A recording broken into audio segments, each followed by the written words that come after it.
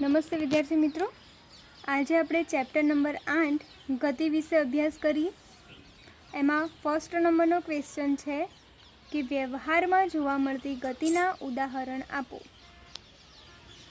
તો જોઈએ હવે, રોજબરોજના જીવનમાં આપણે વસ્તુઓને બે અવસ્થામાં જોઈએ છીએ।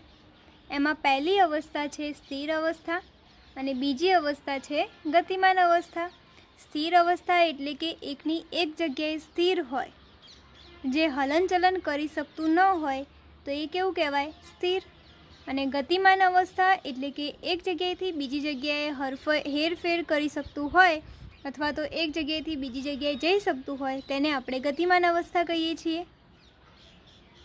તો એમાં દૃશ્યમાનની ગતિની અવસ્થાઓ આપણે જોઈએ તો રસ્તા પર ગતિ કરતા વાહનો એ દૃશ્યમાન ગતિ છે। આકાશમાં ઉડતા પક્ષીઓ એ પણ ગતિ કરે છે। વિમાન એ પણ એક જગ્યાએથી બીજી જગ્યાએ ગતિ કરે છે એટલે દૃશ્યમાન ગતિ છે, આપણે જોઈ શકીએ છીએ તે ગતિને। પાણીમાં તરતી માછલીઓ એ પણ દૃશ્યમાન ગતિ છે। રસ્તા પર ચાલતા અને દોડતા માણસો એ પણ કેવી છે? દૃશ્યમાન ગતિ। શરીરમાં શિરાઓ અને ધમનીઓમાં વહેતું રુધિર એટલે કે લોહી એ પણ શું છે? એક દૃશ્યમાન ગતિ છે। લોહી એકની એક જગ્યાએ થોડી રહે છે, એ એકની એક જગ્યાએથી બીજી જગ્યાએમાં શરીરના ભાગોમાં વહન પામે છે, તો એ શું થઈ ગઈ? દૃશ્યમાન ગતિ। ઘડિયાળમાં કાંટાઓની ગતિ એ પણ દૃશ્યમાન ગતિ। પંખાના પાંખિયાની ગતિ, જે પંખો ભમે છે તેને આપણે જોઈ શકીએ છીએ, તો તે ગતિ કેવા પ્રકારની થઈ? દૃશ્યમાન ગતિ। હવે બીજા નંબરમાં આપણે જોઈએ કે જોઈ ન શકાતી ગતિની અવસ્થાઓ। તો કે અણુ પરમાણુની ગતિ એ કેવી છે? જોઈ શકાતી નથી। હવે લાકડું છે તો લાકડાની અંદર અણુઓ છે, તો એ અણુઓ કે પરમાણુઓ જે છે એ અણુને કે પરમાણુને આપણે જોઈ શકતા નથી, તો એ જોઈ ન શકાતી ગતિ થઈ। વાયુઓમાં અણુઓની અસ્તવ્યસ્ત ગતિ એ પણ શું છે? જોઈ નથી શકાતી। અહીંયા ઓક્સિજન છે, કાર્બન ડાયોક્સાઇડ છે, નાઇટ્રોજન છે હવામાં, આ બધા વાયુઓ છે પણ આપણે તેને જોઈ શકતા નથી। એની અંદર વાયુઓમાં અણુ કે પરમાણુઓ રહેલા છે એમને પણ આપણે જોઈ શકતા નથી, તો એ જોઈ ન શકાતી ગતિ થઈ। વાહકમાં મુક્ત ઇલેક્ટ્રોનની ગતિ એ પણ કેવી થઈ? જોઈ ન શકાતી ગતિ। ધ્વનિના અને પ્રકાશના તરંગોની ગતિ એ પણ કેવી થઈ ગઈ? ન જોઈ શકાતી ગતિ। નેક્સ્ટ હવે કે વસ્તુ સ્થિર છે કે ગતિમાં છે તેમ સાથી કહી શકાય નહીં, તો ગતિ કરતી બસમાં બેઠેલા મુસાફરોને રસ્તાના કિનારે આવેલા ઝાડ બસની ગતિ વિરુદ્ધ દિશામાં ગતિ કરતી હોય એવું દેખાય છે આપણને। તો રસ્તાના કિનારે જે હશે, રસ્તાનો કિનારો, તેના પર ઊભેલ એક વ્યક્તિ છે તે બસમાં બેઠેલા બધા જ મુસાફરોને બસ સાથે ગતિ કરતા અનુભવે છે। તો જ્યારે બસના કંડક્ટરને બધા મુસાફરો સ્થિર અવસ્થામાં દેખાય છે, કેમ કે કંડક્ટરને તો બધા કેવા દેખાશે? એકદમ સ્થિર અવસ્થામાં, અને બસમાં બેઠેલા મુસાફરોને એવું લાગશે કે બધું એ તેની આસપાસનું શું કરે છે? ગતિ કરે છે। તો આના પરથી આપણને એવું કહી શકાય કે ગતિનો ખ્યાલ એ કેવો છે? એક સાપેક્ષ છે। તેથી સંદર્ભ બિંદુ એટલે કે ઉગમ બિંદુના ઉલ્લેખ સિવાય વસ્તુ કેવી છે? સ્થિર છે કે ગતિમાં તે જાણી શકાય નહીં, કેમ કે ગતિ જે છે તે ગતિનો ખ્યાલ એક કેવો છે? સાપેક્ષ। નેક્સ્ટ હવે કે વ્યવહારમાં જોવા મળતી ગતિના પ્રકાર જણાવી એક ઉદાહરણ આપો। વ્યવહારમાં જે જોવા મળતી ગતિ છે તે ગતિના આપણે પ્રકાર જોઈએ અને તેના એક ઉદાહરણ જોઈએ। તો એમાં પહેલા નંબરની ગતિ છે સુરેખ ગતિ। સુરેખ ગતિ એટલે કે સીધી રેખામાં થતી હોય તેવી ગતિ। તો એવા સીધી રેખામાં થતી ગતિને આપણે શું કહીશું? સુરેખ ગતિ। અને તેના ઉદાહરણમાં આવશે કે રેલવેના વળાંક વગરના પાટા પરની ટ્રેનની ગતિ। ક્યાંય રેલવેના ટ્રેનમાં પાટા જે હશે ક્યાંય વળાંક નહીં લે, સીધે સીધા હશે સીધી જ લાઈનમાં, તો એ કેવા થઈ ગયા? સુરેખ ગતિ। પછી બીજા નંબરમાં છે વર્તુળાકાર પથ પરની ગતિ। વર્તુળાકાર પથ પરની ગતિ એટલે કે વક્રી પરિભ્રમણ એટલે કે ગોળાકાર આકારમાં હશે। તો કે એના ઉદાહરણમાં આવે છે કે કૃત્રિમ ઉપગ્રહની પૃથ્વીની સપાટીની પરિભ્રમણની ગતિ. કૃત્રિમ જે ઉપગ્રહ છે તે ઉપગ્રહની પૃથ્વીની આસપાસની પરિભ્રમણની ગતિ. પછી ત્રીજા નંબરમાં આવે છે કંપન ગતિ. કંપન એટલે કે ધ્રુજારીવાળી ગતિ. તો એના ઉદાહરણમાં આવશે કે સિતારને જ્યારે વગાડવામાં આવે છે ત્યારે તારની ગતિ, જેને ધ્રુજારી પણ કહે છે, એ શેમાં આવશે? કંપનની ગતિમાં. પછી દોલનની ગતિ. તો એના ઉદાહરણમાં છે કે ઉડતા પંખીના પાંખની ગતિ, સીવવાના સંચાના સોયની ગતિ, લોલકવાળા ઘડિયાળની લોલકની ગતિ. હવે લોલકવાળા ઘડિયાળની ગતિ હશે તો ગોળાકાર આકારમાં હશે. આ લોલકની ઘડિયાળ છે તો એ ઘડિયાળમાં એનો જે લોલક હશે એ આમથી આમ અને અહીંથી આમ જશે, તો એ એની ઘડિયાળની ગતિ કેવી થઈ? દોલનની ગતિ. પછી ઉડતા પંખીના પાંખની ગતિ જે હશે એ પંખી પાંખ ઊંચી નીચી કરે છે, એ પણ કેવી થઈ ગઈ? એક દોલનની ગતિ. પછી સીવવાનો સંચો જે છે તેમાં સોયની ગતિ આ પ્રકારે થાય છે, એ પણ શું છે? એક દોલનની ગતિ. ત્યારબાદ છે કે નિયમિત ગતિ. નિયમિત ગતિ એટલે કે રેગ્યુલરમાં થતી ગતિ હોય, એને નિયમિત ટાઈમ ટુ ટાઈમ ગતિ થતી હોય એને નિયમિત ગતિ કહીશું. તો એના ઉદાહરણમાં ઘડિયાળનો સેકન્ડ કાંટો એની ટાઈમ પ્રમાણે ભમે જ જાય છે. એવું નથી કે 2 મિનિટ માટે ઊભો રહ્યો, 1 મિનિટ માટે ઊભો રહ્યો અને પછી ભમવા લાગ્યો. એના ઘડિયાળના જે સેકન્ડ કાંટો છે તે વારંવાર ફરતો જ રહે છે, તો એ નિયમિત ગતિ થઈ. અથવા મિનિટ કે કલાકના કાંટાની ગતિ, એ પણ કેવી થઈ ગઈ? એક નિયમિત ગતિ. પછી છે અનિયમિત ગતિ. અનિયમિત ગતિ એટલે કે ટાઈમ ટુ ટાઈમ થતી ન હોય તેવી ગતિને શું કહીશું? અનિયમિત ગતિ. એના ઉદાહરણમાં ટ્રાફિકવાળા રસ્તા પર વાહનની ગતિ. હવે કોઈ પણ જગ્યાએ ટ્રાફિક થાય તો આપણને ખબર ન હોય કે આ ટ્રાફિક ક્યારે ખુલે છે. એવી આપણને ખ્યાલ ન હોય કે 10 મિનિટ પછી આ ટ્રાફિક ખુલી જશે, 15 મિનિટ પછી ખુલી જશે કે કલાક પછી ખુલશે, તો એ કેવી થઈ ગઈ? અનિયમિત ગતિ. પછી છે વક્ર ગતિ. તો કે પહાડ પર ફરતા વાહનની ગતિ, એ કેવી થઈ ગઈ? વક્ર ગતિ. પછી અનિયંત્રિત ગતિ. તો કે નદીમાં પાણીનું પૂર અને વાવાઝોડામાં હવાની ગતિ, તે કેવી થઈ ગઈ? અનિયંત્રિત ગતિ. નદીમાં પાણીનું પૂર ક્યારે આવે છે એ આપણને ખબર નથી હોતી, અને વાવાઝોડામાં હવા ક્યારે આવે છે, વાવાઝોડું ક્યારે આવે છે તે આપણને ખબર નથી હોતી, તો એ કેવી થઈ ગઈ? અનિયંત્રિત ગતિ, જેનું નિયંત્રણ હોય નહીં. નેક્સ્ટ હવે અનિયંત્રિત ગતિ વિશે જણાવી તેનો અભ્યાસ શા માટે જરૂરી છે? તો ક્યારેક વસ્તુઓ જે છે તે વસ્તુઓની અનિશ્ચિત ગતિ અને અનિયંત્રિત ગતિના કારણે અમુક તકલીફો આવે છે. તો આવી અનિયંત્રિત ગતિ એટલે નદીમાં આવેલ પૂર, વાવાઝોડા કે સુનામી, એ કેવા થઈ ગયા? અનિયંત્રિત ગતિ. જો આવી ગતિને નિયંત્રિત કરવામાં આવે તો તે માનવ જે છે એટલે કે મનુષ્ય જે છે તે માનવની સેવામાં ઉપયોગી થઈ શકે છે. જેમ કે પાણી દ્વારા વિદ્યુતનું ઉત્પાદન. જેમ પાણીનો ફોર્સ વધારે ઉપરથી ધોધ પડતો હોય તો એમાંથી આપણે વિદ્યુત ઉત્પન્ન કરી શકીએ છીએ, એટલે પાણી દ્વારા વિદ્યુતનું ઉત્પાદન. તેથી આવા નિયંત્રિત ગતિનો અભ્યાસ કરી અને તેને નિયંત્રિત કરવાનો અભ્યાસ જરૂરી છે. એટલે કે અનિયંત્રિત ગતિમાંથી નિયંત્રિત ગતિ બનાવવાની હોય છે. નેક્સ્ટ, ગતિનું વર્ણન સમજાવો. તો વસ્તુનું સ્થાન એ કેવું છે? સાપેક્ષ છે. આપણે કોઈ વસ્તુનું સ્થાન એક સંદર્ભ બિંદુ નક્કી કરીને રજૂ કરી શકીએ છીએ. કોઈ સંદર્ભ બિંદુ હોય એ સંદર્ભ બિંદુ દ્વારા આપણે શું કરી શકીએ? વસ્તુનું સ્થાન નક્કી કરી શકીએ. કોઈ એક ચોક્કસ બિંદુની સાપેક્ષ વસ્તુની જગ્યાને તે વસ્તુનું શું કહેવામાં આવે છે? સ્થાન. વસ્તુનું સ્થાન કોને કહેવામાં આવે? તો કે કોઈ ચોક્કસ એક બિંદુ છે તે બિંદુની સાપેક્ષ વસ્તુની જગ્યાને તે વસ્તુનું સ્થાન કહેવામાં આવે છે. ઉદાહરણ લઈએ તો કે કોઈ એક ગામ છે અને એ ગામમાં એક શાળા છે. પછી રેલવે સ્ટેશનથી 2 કિલોમીટર ઉત્તર દિશામાં છે અને રેલવે સ્ટેશન એ શું છે? આપણું સંદર્ભ બિંદુ છે. તો આપણે આપણી અનુકૂળતા ખાતર બીજા સંદર્ભ બિંદુઓ પસંદ કરી શકીએ. આપણે આ રેલવે સ્ટેશન અને શાળાનું ન લેવું હોય તો આપણે બીજું પણ સંદર્ભ બિંદુ લઈ શકીએ છીએ. બીજું લેવું હોય તો કે ધારો કે શાળાની પૂર્વ દિશામાં 1 કિલોમીટર અંતરે બસ સ્ટેશન હોય તો બસ સ્ટેશનને આપણે સંદર્ભ બિંદુ લઈએ છીએ. અને શાળા છે તે તેનાથી પશ્ચિમ દિશામાં 1 કિલોમીટર અંતરે આવેલી છે.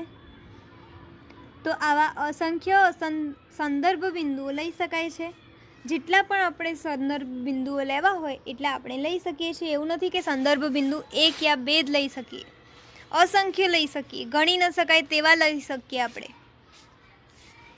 જે ચોક્કસ બિંદુ પરથી વસ્તુનું સ્થાન દર્શાવી અને તેને શું કહેવાય? સંદર્ભ બિંદુ. ચોક્કસ બિંદુ પરથી જે વસ્તુનું સ્થાન દર્શાવીએ છીએ તેને શું કહેવામાં આવે? સંદર્ભ બિંદુ. અને આ જે સંદર્ભ બિંદુ છે તે સંદર્ભ બિંદુને ઉગમ બિંદુ કહે છે. શું કહે છે? સંદર્ભ બિંદુને ઉગમ બિંદુ. અથવા કોઈ વસ્તુનું સ્થાન દર્શાવવા માટે જે સંદર્ભ બિંદુ લઈએ તેને શું કહેવાય? ઉગમ બિંદુ. તો હવે જોઈએ આપણે કે વસ્તુની ગતિનું વર્ણન કરવું એટલે શું? તો કે પદાર્થના સ્થાન, વેગ અને પ્રવેગ, તે દરેકમાં થતા ફેરફારો અને જે ફેરફારો થાય છે તેના માટેના કારણો વિશેની માહિતી મેળવવી. તો આ થઈ ગયું ગતિનું વર્ણન. નેક્સ્ટ હવે કે સુરેખ પથ પર ગતિ સમજાવો. તો ગતિના પ્રકારો પૈકી રેખીય ગતિ એ સૌથી સરળ ગતિ છે.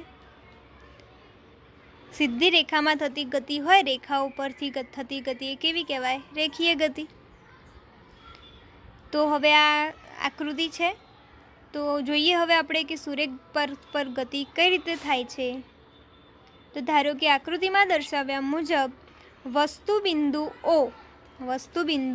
O, આ છે વસ્તુ બિંદુ O બિંદુથી ગતિ શરૂ કરે છે જેને સંદર્ભ બિંદુ ગણી શકાય. આ જે O છે એને આપણે શું કહીશું? સંદર્ભ બિંદુ. અને જુદા જુદા સમયે વસ્તુના જે સ્થાન જે છે તે સંદર્ભ બિંદુઓ A, B અને C પર છે. તો સૌપ્રથમ વસ્તુ આપણે O બિંદુથી શરૂ કરીએ એટલે કે C, B બિંદુ પાસે પસાર થઈ અને છેલ્લે એ બિંદુ પાસે પહોંચે છે. અને એ બિંદુએથી ગતિની દિશા ઉલટાવીને બિંદુ B પાસેથી પસાર થઈ અને બિંદુ C પર પહોંચે છે. અહીંયાથી પસાર થાય તો અહીંયા B અને C પાસે પહોંચે છે. તો બિંદુ O થી જમણી બાજુના સ્થાનો ધન અને ડાબી બાજુના સ્થાનો કેવા લેવામાં આવે? ઋણ.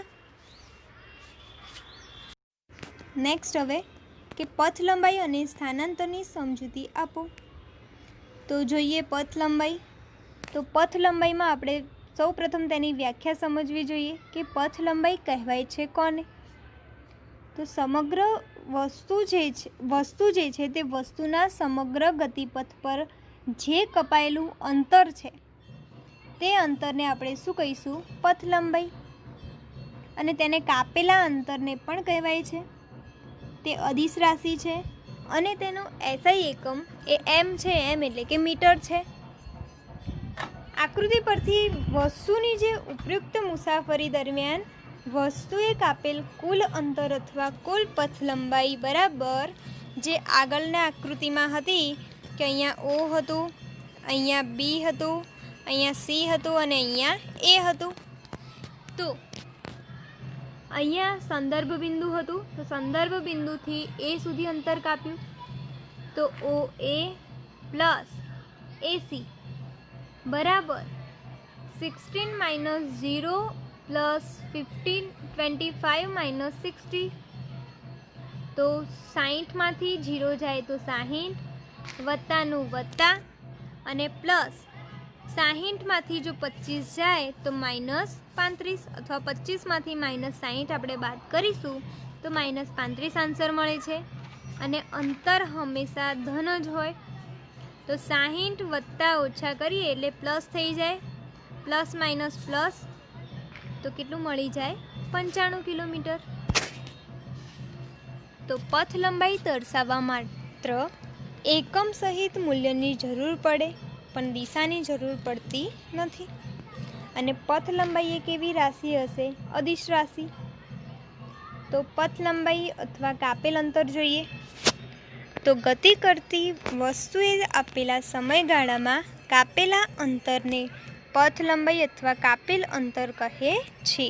હવે અહીંયા જે ઓથી એ સુધી અંતર થયું, તો એ અંતર જે કપાયેલું જે છે તેને શું કહેવામાં આવે?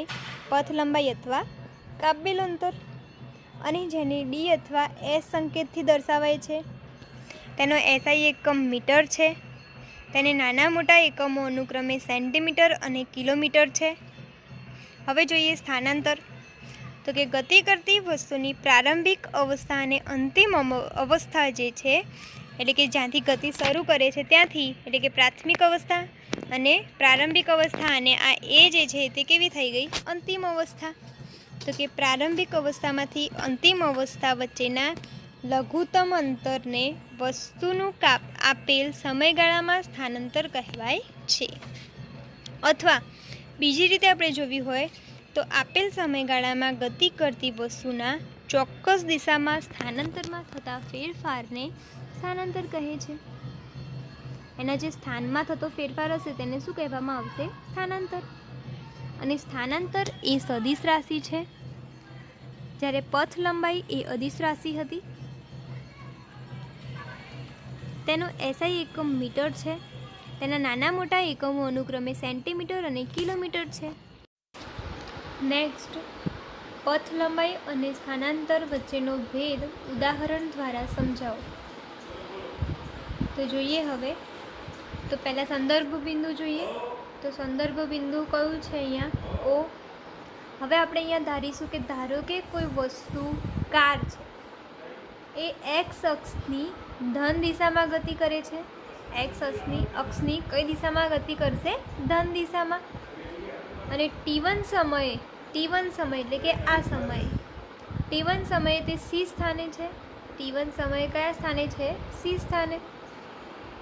બી પરથી પસાર થઈને ટી2 સમયે ટી2 સમય એટલે કે એ પર એના સ્થાને આવે છે. અને એના સ્થાનથી પાછા તેજ પથ પર ટી3 અહીંયા ગતિ કરશે અને અહીંથી પાછા અહીંયા આવશે, એટલે કે ટી3 પર આવે છે. અને ટી3 પર આવે છે ત્યારે તે બી સ્થાને પહોંચે છે. હવે ટી3 માઇનસ ટી1 પહેલાં. તો કે ગતિ જે છે તે ગતિમાં ટી3 માઇનસ ટી1 સમયમાં તેને કાપેલું અંતર બરાબર ટી2 માઇનસ ટી1 સમયગાળામાં કાપેલું અંતર એસી, એથી લઈ અને સી સુધીનું, વત્તા ટી3 માઇનસ ટી2 સમયગાળામાં કાપેલું અંતર એ બી છે. તો ટી3 માઇનસ ટી1 સમયમાં કાપેલું અંતર બરાબર શું થઈ જાય? એસી વત્તા એ બી. તો એસી બરાબર કેટલા છે? 60 માઇનસ 25.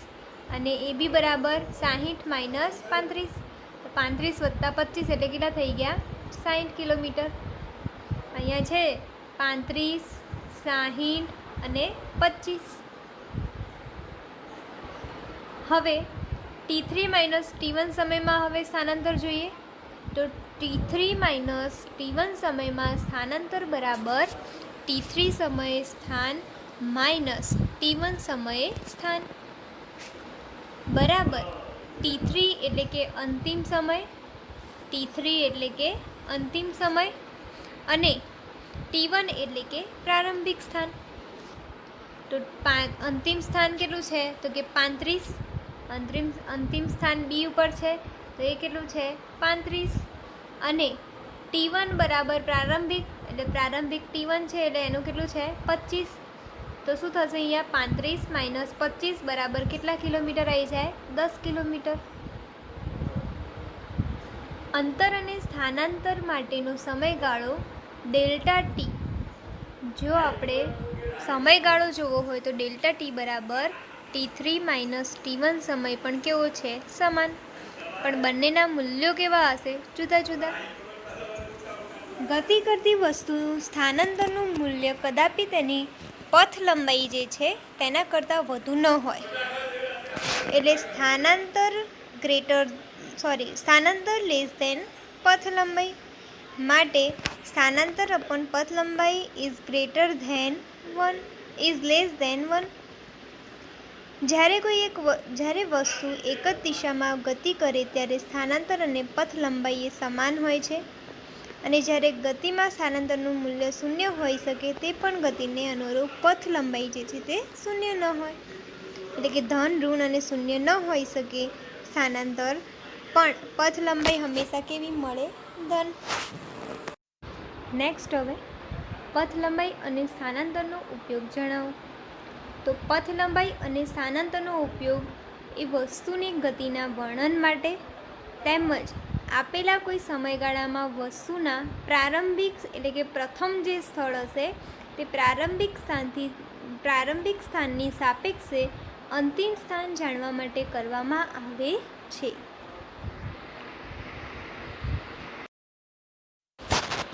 પછી નેક્સ્ટ કે પથ લંબાઈ અને સ્થાનાંતરનો તફાવત લખો. તો હવે અહીંયા આપણે તફાવત લખીએ છીએ. તો પથ લંબાઈમાં પહેલો ટોપિક હશે કે ગતિ કરતા કણ વડે કપાયેલું સાચું અંતર છે. પથ લંબાઈ શું છે? તો કે ગતિ કરતા કણ વચ્ચે કપાયેલું સાચું અંતર. જ્યારે સામે સ્થાનાંતરમાં શું છે?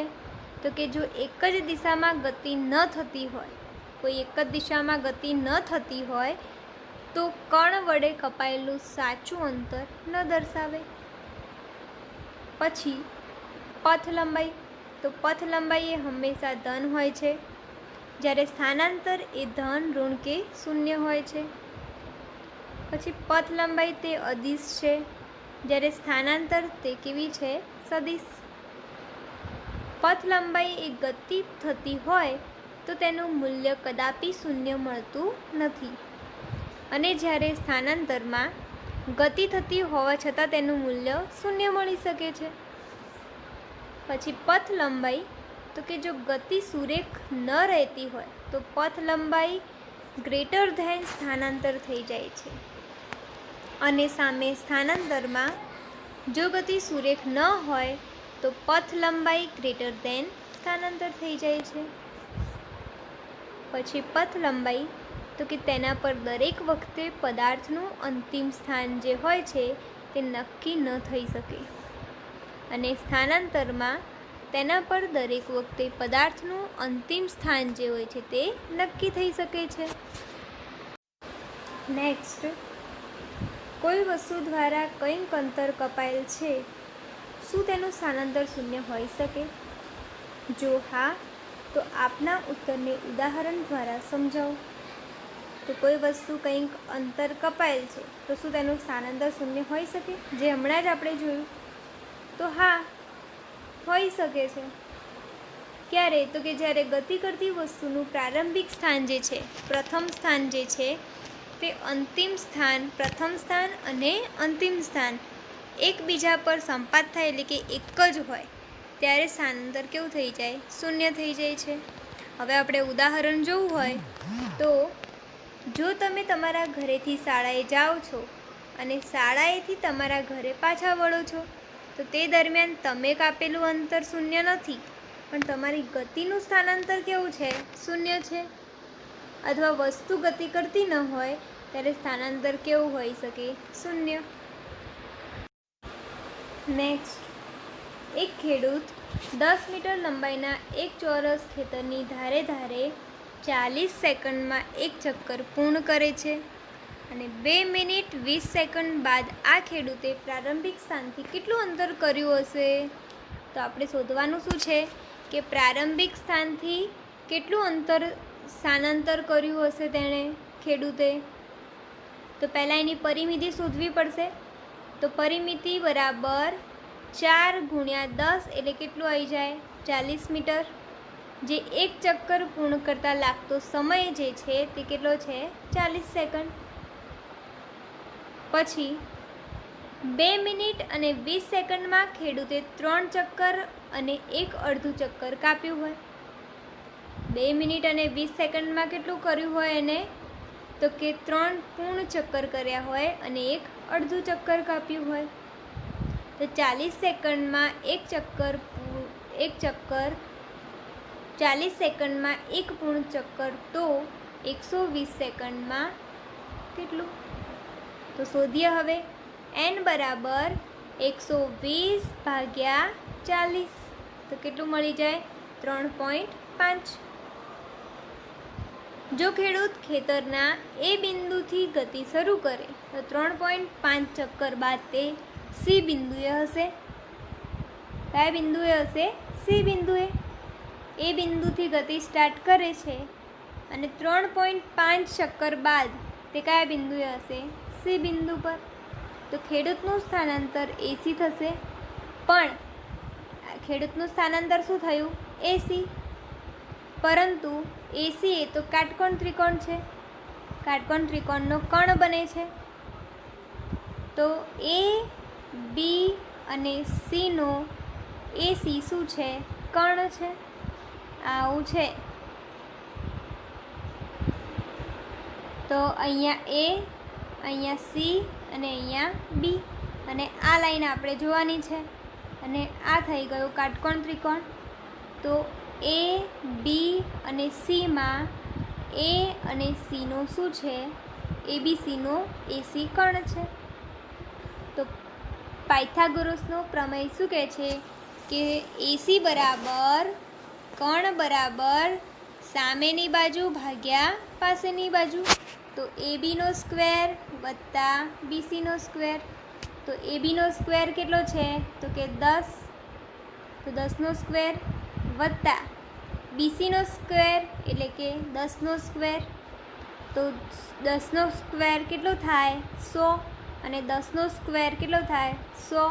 તો 100 વત્તા 100 એટલે કેટલા આવી જાય? 200.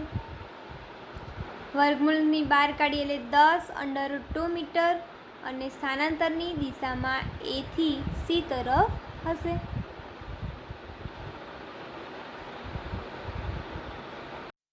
હવે છે કે સ્થાનાંતર માટે નીચેના પૈકી કયું સાચું છે? તો એમાં આપેલું છે કે તે શૂન્ય હોઈ શકે નહીં. બીમાં આપેલું છે કે તેનું મૂલ્ય વસ્તુ દ્વારા કપાયેલ અંતર કરતાં વધુ હોય છે. તો પહેલું શું છે કે તે શૂન્ય ન હોઈ શકે સ્થાનાંતર? તો ખોટું, કેમ કે સ્થાનાંતર તો શૂન્ય હોઈ શકે છે.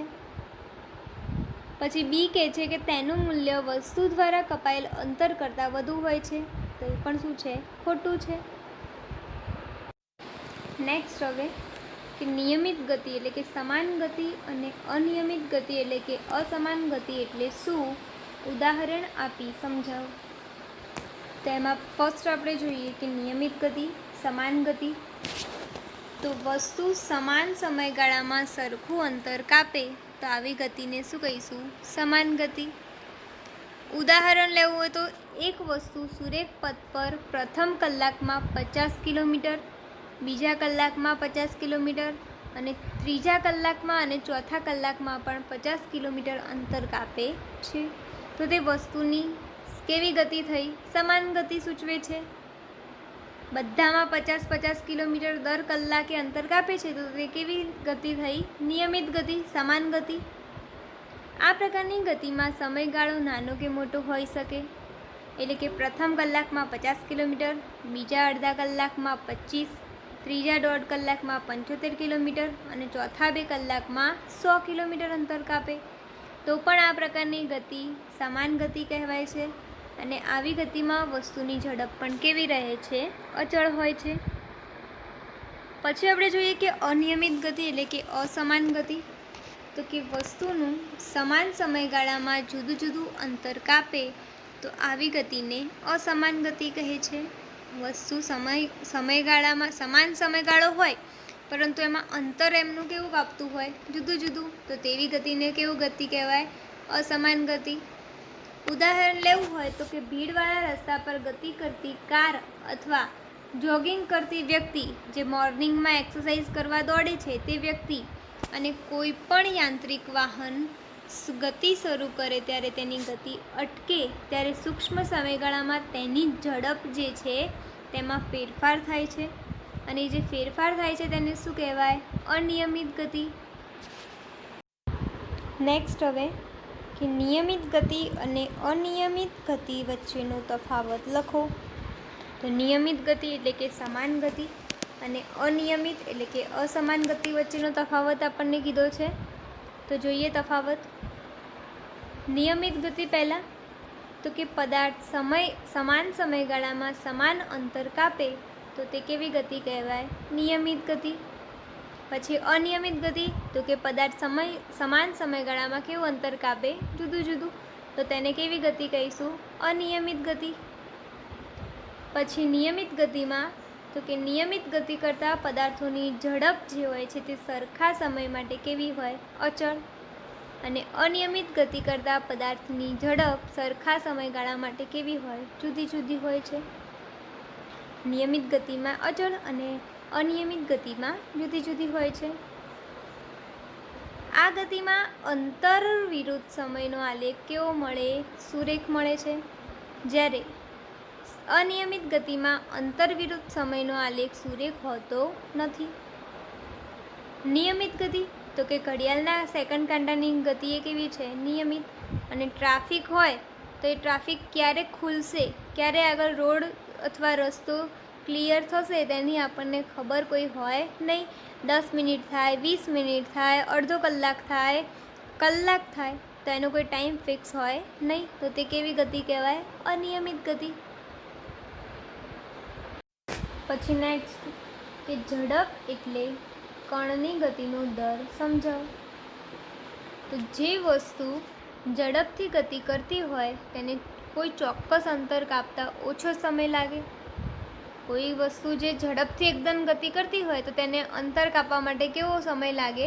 ઓછો સમયગાળો લાગે. તો ધીમેથી ગતિ કરતી વસ્તુ માટે તેટલું ચોક્કસ અંતર કાપવું હોય તો કેવો સમય લાગશે? વધારે સમય લાગે છે. જુદી જુદી વસ્તુઓ સમાન દરથી ગતિ કરે તો તેમનો સમયગાળો કેવો રહે? સમાન રહે છે. હવે કોઈ એ વસ્તુ છે, એ વસ્તુને 10 મીટર સેકન્ડ ઇન્વર્સની ઝડપથી 10 કિલોમીટર અંતર કાપવા માટે 10 સેકન્ડ લાગે તો બી વસ્તુને 5 મીટર સ્ક્વેરની ઝડપથી ગતિ કરવા માટે 10 કિલોમીટર અંતર કાપતા ટી જેટલો સમય લાગે છે. તો ટી બરાબર 5 × 10 × 10/10 × 10. તો કેટલો જવાબ આવી ગયા? 10 10 ઉડી ગયા તો કેટલો વધ્યા? ટી બરાબર 5 સેકન્ડ. તો વસ્તુનો જે ગતિ દર શોધવાની રીત એવી છે કે જેમાં એકમ સમયગાળામાં તેણે કાપેલું અંતર શોધવું.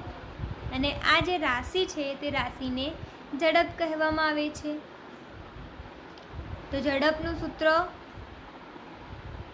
ઝડપનું યાદ રાખવાનું છે. આપણે ઝડપ શોધવી હોય તો જેટલો સમય લાગતો હોય એ પ્રમાણે આપણે ડિવાઇડેડ કરી દેવાના. હવે ઝડપની વ્યાખ્યા આપણે જોઈએ તો કે ગતિ કરતી વસ્તુએ એકમ સમયગાળામાં કાપેલા અંતરને શું કહે છે? ઝડપ. ઝડપ એક એવી રાશિ છે, અદિશ રાશિ. ઝડપનો SI એકમ મીટર પ્રતિ સેકન્ડ છે. તેની સંજ્ઞા મીટર પ્રતિ સેકન્ડ અને સેન્ટીમીટર પ્રતિ સેકન્ડ પણ છે, જે આ રીતે લખી શકાય CMS ઇન્વર્સ. અને કિલોમીટર પ્રતિ કિલોમીટર પ્રતિ કલાક તેની સંજ્ઞા છે. આ પૂછી શકે તમને એક માર્ક્સમાં. તો 1 કિલોમીટર અવર ઇન્વર્સ બરાબર 1000/3600 સેકન્ડ. તો મીટર કેટલા હતા? 1000, એટલે એમની સંજ્ઞા ઉપર આવશે અપોન સેકન્ડ, એટલે કેટલા થયા? S. તો વસ્તુની ઝડપ એ નિયત કરવા માટે માત્ર તેના મૂલ્યની જ જરૂર પડે છે. એટલે વસ્તુની ઝડપ એ અચળ હોવી જરૂરી નથી. તેથી જુદી જુદી ઝડપથી ગતિ કરતી વસ્તુની ગતિ જે છે તેને સરેરાશ ઝડપ સ્વરૂપે પણ દર્શાવાય છે.